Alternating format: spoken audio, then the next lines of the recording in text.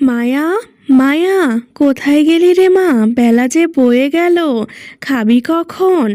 এই মেয়েকে নিয়ে আমি আর পারি না, সত্যি। এখন নিশ্চয় আবার বাগানেই আছে। মায়া, মায়া, কই রে তুই?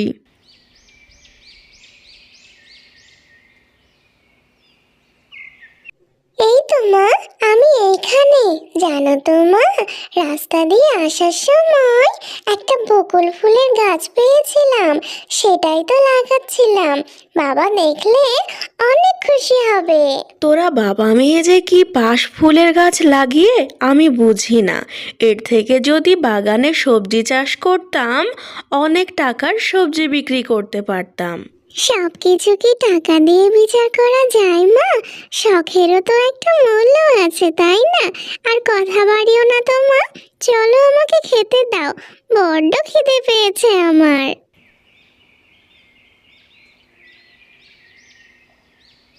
গিন্নি, গিন্নি, কোথায় গেলে গো গিন্নি?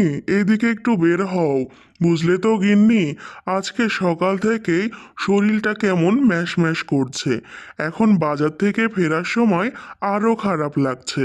এ কি গো, তোমাকে এমন দেখাচ্ছে কেন? কিছুই বুঝতে পারছি না গিন্নি। যাই হোক, তুমি বাজারের ব্যাগটা ধরো, এখানে অনেকগুলো জিনিস আছে।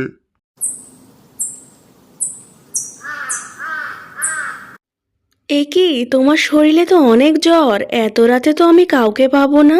তোমাকে আমি ডাক্তারের কাছে কিভাবে নিয়ে যাব?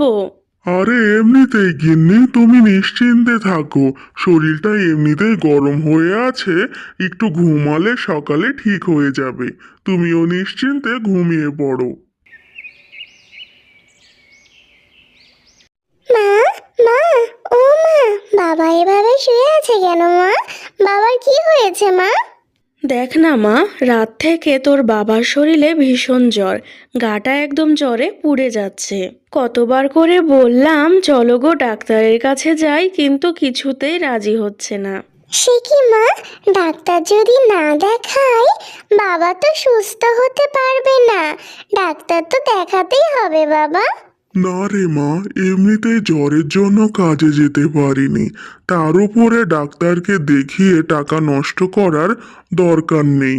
গরিবের আবার কিসের অসুখ, কিসের জ্বর, এমনিতেই সেরে যাবে মা। এটা বললে হবে বাবা? আমি ডাক্তারকে ডেকে নিয়ে আসি। তাছাড়া এখন ডেঙ্গু জ্বর ছড়িয়ে পড়েছে, তোমার যদি হয়ে যায় আমি ডাক্তারকে ডেকে নিয়ে আসি বাবা, তাহলে বুঝতে পারবো তুমি সুস্থ হয়ে যাবে।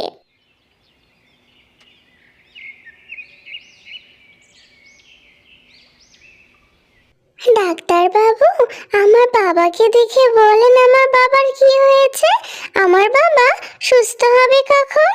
এটা সাধারণ জ্বর, চিন্তার কোনো কারণ নেই। আমি প্রেসক্রিপশন লিখে দিচ্ছি, ওষুধ খাওয়াও, ঠিক মতো সুস্থ হয়ে যাবে। আর অবশ্যই রেস্টে থাকতে হবে কিছুদিন।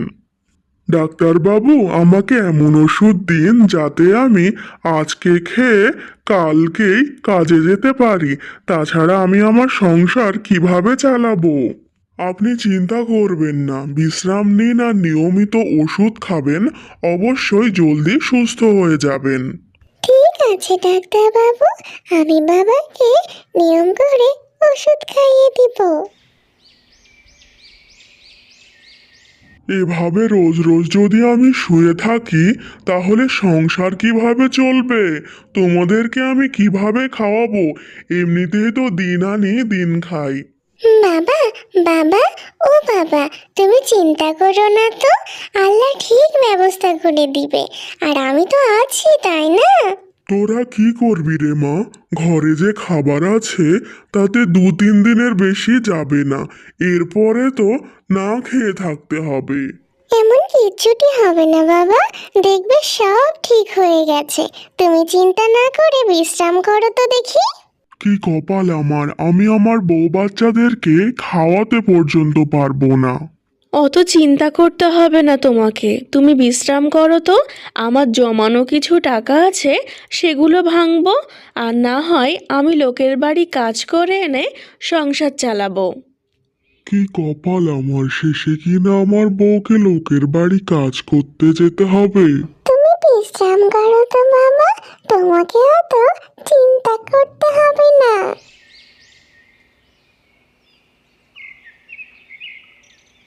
এই কি মা, তুমি বাবাকে ভেতরে বুঝিয়ে তুমি এখানে এসে বসে বসে চিন্তা করছো? হ্যাঁ রে মা, সত্যি ভাবছিলাম কিভাবে যে সংসারটা চালাবো। এমনিতেই তো দিন কাজ করতো, দিন ঘরে চালানতো, এখন তো সেটাও হবে না। অভাবের সংসার, জমানোও তেমন কিছু নেই আমাদের। তুমি ঠিকই বলেছিলে মা, যদি আমরা ফুলের গাছ না লাগিয়ে সবজি লাগাতাম, এই অভাবের সময় বিক্রি করে সংসারটা চালাতে পারতাম মা। কি গো গিন্নি, ঘরে কি সব চাল ফুরিয়ে গেছে? মেয়েকে কি খেতে দাওনি? মেয়ের মুখ চোখ এমন শুকনো শুকনো লাগছে কেন? মেয়েকে খেতে দাও। তুমি এত দুশ্চিন্তা কেন করো বলো তো বাবা? বাইরে খেলতে গেছিলাম, মুখে রোদ পড়ে শুকনো লাগছে। আর তো কিছু না, ঘরে খাবার আছে বাবা। আমি সবই জানি রে মা, অনেক দিন যাবৎ জ্বরে শুয়ে আছি, কাজে যেতে পারি না। চাল আসবে কোথা থেকে? আর খাবারই বা হবে কিভাবে? সংসার নিয়ে অত চিন্তা করে শরীর খারাপ করার আর দরকার নেই। ঘরে খাবার আছে, আমি এক্ষুনি মেয়েকে খেতে দিচ্ছি। হ্যাঁ মা, আমাকে খেতে দাও তো মা, তাহলে যদি বাবা বিশ্বাস করে। ঠিক আছে মা, তুই বাইরে আয়, আমি তোকে বারান্দায় খাবার খেতে দিচ্ছি। দেখেছো তো বাবা, সব কিছু ঠিক আছে, মা আমাকে খেতে দিচ্ছে। আমার শুধু মনে হচ্ছে তোরা আমার থেকে লুকোচ্ছিস, অভাবের কিছু আমাকে বুঝতে দিচ্ছিস না। না বাবা, এটা তোমার ভুল ধারণা, সব কিছু ঠিক আছে, মা আমাকে খেতে দিচ্ছে। থাকো বাবা, আমি খাবার খেয়ে আসি। এই কি মা, খাবারের একটা থালা কেন? তোমার থালা কোথায়? তুমি খাবে না মা? সকালে আমি মুড়ি খেয়েছিলাম মা, আমার তো খিদে পায়নি। তুই চুপটি করে বসে খেয়ে নে। ঘরে যে খাবার নেই সেটা আমি বুঝতে পেরেছি মা, আমি ছোট বাচ্চা না। আমার ফুলের বাগানটা আমি তুলে ফেলবো, আর ওইখানে সবজি চাষ করব। তুমি ঠিকই বলেছিলে মা, গরিবের শখ থাকতে নেই এত। হয়েছে, পাকা বুড়ি একটা, এবার খেতে বস তো, যা খেয়ে নে চুপচাপ। কে কোথায় আছো গো? বাড়িতে কি একটু খাবার হবে? আমার না বড্ড খিদে পেয়েছে গো। মা, বাইরে দেখো একটা বুড়ি দাদি খাবার চাচ্ছে। আমার তো বেশি খিদে পাইনি, চলো মা তাকে খাবার দিয়ে দিই। সে কি রে মা, নিজেদের ঘরে খাবার নেই আর তুই কি না বলছিস একটা ভিখারিকে খাবার দিয়ে দিবি? ক্ষুধার জ্বালায় দিদা অনেক বেশি কষ্ট পাচ্ছে মা, চলো দিয়ে দিই। এই তো দাদিমা, আপনি আমার খাবারটা খেয়ে নিন, আমার তো খিদা পায়নি, আপনি খেয়ে নিন, আমার বেশ ভালো লাগবে। খাবার খেতে খেতে বুড়ির চোখ গেল মায়ার লাগানো সেই গাছগুলোর দিকে। তখন বুড়িটা বলল, বা দিদি ভাই, তোমার বাগান তো বেশ সুন্দর, কত রং বেরঙের ফুলের গাছ। হ্যাঁ দাদিমা, আমার গাছগুলো অনেক সুন্দর, কিন্তু এই বাগানটা আমি আর রাখবো না, আমি আজকেই ভেঙে ফেলবো। না গো দিদি ভাই, তুমি গাছগুলো কেটো না। সবার জীবনে ঝড়ঝাপটা আসে, সেগুলোকে মোকাবেলা করতে হয়। আমি তোমাকে একটা গোলাপ গাছ দিচ্ছি, এইটা তুমি তোমার বাগানে লাগাবে। দেখবে তোমার জীবনটাও গোলাপ ফুলের মতো এমন সুন্দর হয়ে গেছে। যা মা, গাছটা তোর বাগানে লাগিয়ে দিয়ে আয়। কিন্তু মা, আমি তো ভাবলাম আমি বাগানটা রাখবো না, বাগানটা ভেঙে দিব, আর তুমি বলছো গাছটা লাগিয়ে দিতে। হ্যাঁ মা, বড়দের কথা শুনতে হয়, বড়রা যেটা বলে সেটা ভালোর জন্যেই বলে। তুই দেরি করিস না মা, গাছটা লাগিয়ে দিয়ে আয়। মায়া তার বাগানের দিকে গেল গাছটা লাগানোর জন্য। দাদি বলেছিল এই গাছটা যদি আমি লাগাই তাহলে গোলাপ ফুলের মতো আমার জীবনটাও নাকি সুন্দর হয়ে যাবে। লাগিয়ে তো দিলাম, এখন দেখি কেমন সুন্দর হয়।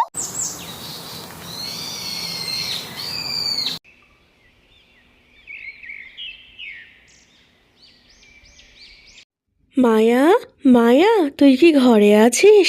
কি রে মা, এইখানে এভাবে খাটের উপরে চুপটি করে বসে আছিস যে? তোর ফুল গাছগুলোতে পানি দিবি না মা?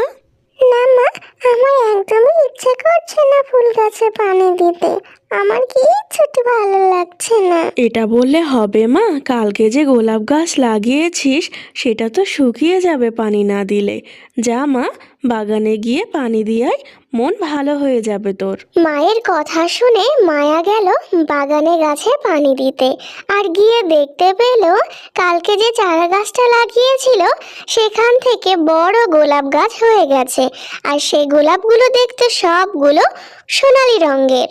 একি, এগুলো আবার কেমন গোলাপ? কালকে লাগাতে লাগাতে আজকে এত বড় গাছ, আর একদম সবগুলো সোনালী রঙের গোলাপ। আমি তো এমন গোলাপ কখনো দেখিনি। একটু হাত দিয়ে দেখি তো। দেখে তো মনে হচ্ছে এগুলো সব সোনার গোলাপ, কিন্তু কিভাবে হলো? মা, মা, ও মা, মা, বের হয়ে আসো মা। কি রে মা, এভাবে ডাকছিস কেন? তোর ডাকাডাকি দেখে আমি তো ভয়ে দৌড় দিলাম। কি না কি হয়েছে তোর? হ্যাঁ রে মা, তোর চিল্লাচিল্লি দেখে তো আমিও অসুস্থ শরীর নিয়ে এইভাবে চলে আসলাম। দেখো বাবা, দাদিমা আমাকে যে গাছটা দিয়েছিল সেখান থেকে গোলাপ ফুল হয়েছে সবগুলো সোনার। আমাদের আর দুঃখ থাকবে না বাবা। হ্যাঁ রে মা, তাই তো, এগুলো তো সব সোনার। তোর মনে এত মায়া দেখে তোকে এই গাছটি উপহার দিয়ে গেছে মা। হ্যাঁ মা, এটা বিক্রি করলে আমাদের আর দুঃখ থাকবে না। বাবাকেও আর কাজ করতে হবে না। বাবাকে একটা দোকান করে দিব আর ভালো ডাক্তার নিয়ে চিকিৎসা করাবো। এরপর সোনার এই গাছ পেয়ে মায়া তার পরিবারের সাথে খুব সুন্দরভাবে দিন কাটাতে লাগলো। ছোট্ট বন্ধুরা, তোমাদের কেমন লাগলো ভিডিওটি আমাকে জানিও, আর ভালো লাগলে সাবস্ক্রাইব করে দিও। Bye bye.